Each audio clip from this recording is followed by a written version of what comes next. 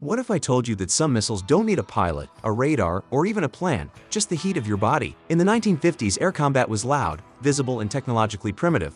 A pilot's main weapons were still guns or radar-guided missiles, the kind that required constant target tracking.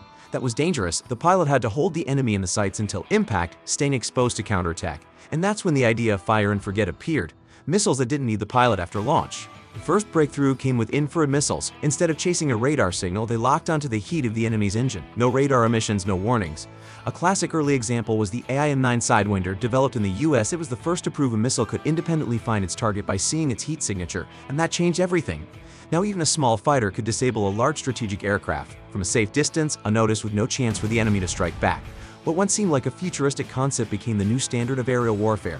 But that was just the beginning. Precision was far from the only advantage these missiles had. Infrared radiation isn't magic. It's just heat that any object gives off.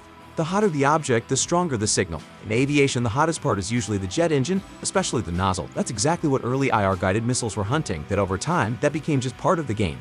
Modern missiles can see way more than just engine flames. They can detect heated parts of the fuselage, heat reflected off the ground, and even temperature contrast between the aircraft's body and the surrounding air. What's more, their sensors analyze the spectrum of heat radiation to tell real targets apart from decoys. Basically, the missile looks in the infrared spectrum and picks the brightest and most stable heat signature.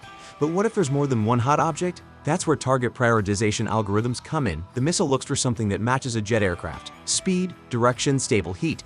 And around it, there might be distractions like the sun, clouds, or even other warm objects. But newer generations of IR missiles have learned to filter out that noise till they can ignore false signals and lock onto the real threat. But once the missile locks onto a target, the scariest part begins, the chase phase, where escaping a hit becomes nearly impossible. The moment a heat-seeking missile is launched, it doesn't just fly toward heat. It actively scans the area and decides what exactly to lock onto. Its guidance system looks for a strong heat contrast and prioritizes targets based on several factors: temperature, signal stability, movement, and direction. But what if there are multiple heat sources in view? For example, a fighter jet engine, fake heat flares, or even a warm human body. That's where target prioritization logic kicks in. The missile will favor the source that's moving at the right speed, matches an aircraft's profile, and gives off a steady heat signature.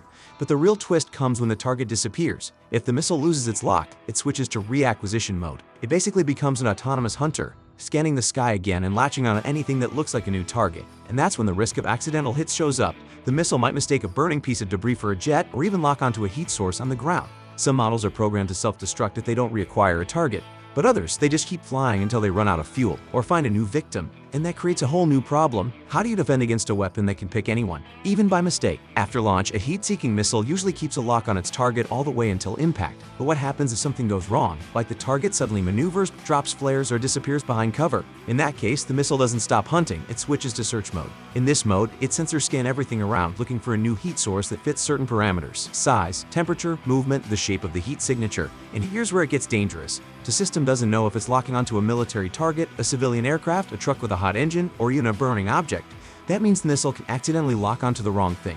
And this has already happened in conflict zones. Heat-seeking missiles have repeatedly hit civilian planes, rescue helicopters, or even allied vehicles, all because they lost their original target. Manufacturers try to reduce this risk by adding self-destruct algorithms that kick in after a certain time without a lock. But not all models have this feature. And the scariest part, in this mode, the missile becomes an autonomous hunter that can fly for tens of kilometers until it finds something that looks like an enemy. That's why even a single heat-seeking missile on the battlefield isn't just a threat. It's an unpredictable factor that can change the course of any operation. To avoid accidental losses, most modern heat-seeking missiles are equipped with a self-destruct mechanism. If the missile can't find a new target after losing the original one, it's supposed to explode midair so it doesn't pose a threat to civilians or allied forces. But here's the problem. Not all missiles have this feature, and even when they do, it doesn't always work.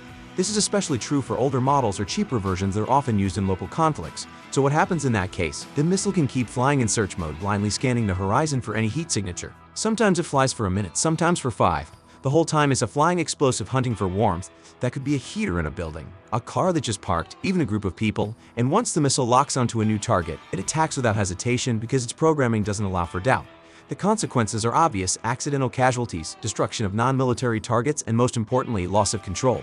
Because the moment a missile disappears from radars and doesn't return as mission complete or self-destructed, no one knows where it's going to explode. And that's why even a miss doesn't always mean the danger is over. In some cases, it's just the beginning. To fool a heat-seeking missile, pilots use flares, special countermeasures that mimic the infrared signature of an engine. In movies, it looks dramatic, a flash, and the missile sharply veers off course. But in real air combat, it's much more complicated. First of all, not every missile falls for the trick. Modern models, especially the smart ones with dual sensors or spectral analysis, can tell fake heat from the real thing. They don't just see temperature, they analyze shape, motion, and trajectory to figure out what's actually an aircraft. Second, evasive maneuvers don't always save you. Yes, a hard turn or rapid descent might throw the missile off, but only if the pilot sees the threat in time. And air-to-air or surface-to-air missiles can travel at speeds 3 times faster than sound. That gives the pilot just seconds. Another strategy is to hide the heat signature. Newer jets have insulated engines, exhaust is redirected into cooler areas, and the airframe is shaped to reduce infrared visibility. But even with these technologies, protection isn't guaranteed. Missiles evolve too. Heat-seeking has become much more than just chasing something hot. And when countermeasures don't work, there's only one option left. Don't get targeted in the first place. But what if the missile's already in the air and it only sees you? Then the fight is just beginning. An infrared missile isn't just a projectile, it's an autonomous hunter that doesn't need to be manually guided. At launch, the pilot or operator simply points it in the right direction. And from there, the missile lives its own life. It has no radio link, no operator steering in mid-flight. It acts based on a programmed behavior pattern like a predator following a scent. It picks up heat, locks on, and chases, and as long as the target stays within the sensor's view, the missile will pursue it to the very end. This has two major consequences. On one hand, the system is incredibly reliable. You can't jam it or intercept its signal. On the other hand, it can't adapt to changing situations the way a human pilot could. If the missile loses its target or mistakenly identifies something else, it still attacks without hesitation. In essence, it's a hellishly fast automatic hunter. Fire it and forget it. You can't call it back. And if something along its path smells right, it becomes the target. But what happens if there are dozens or even hundreds of these autonomous hunters and all of them are looking for just one thing: heat? An infrared missile can't tell the difference between a tank or a tractor, a fighter jet or a truck full of refugees. It doesn't see the object, only its heat signature. And if that signature looks like what it's programmed to consider a target, it attacks. That means one thing: heat itself has become a marker for being killed. In combat zones where military and civilian objects are often mixed, this creates a horrifying moral vacuum. A missile can easily choose a school bus instead of an armored vehicle because both are warm, because both are moving, because to the missile it doesn't matter. And in modern conflicts where front lines are blurred and military vehicles are often disguised as civilian ones, heat becomes universal guilt. If you're warm, you're a potential target. In the hands of terrorists or in the chaos of war, this kind of missile becomes the perfect weapon for blind terror. It doesn't need identification, it doesn't ask permission, it doesn't wait for orders, it just flies. And that raises a terrifying question: have we trusted machines too much with the power to decide who lives and who dies? Alright friends, thank you for watching. I hope you enjoyed this video. If you did, don't forget to leave a like and subscribe to the channel. See you next time.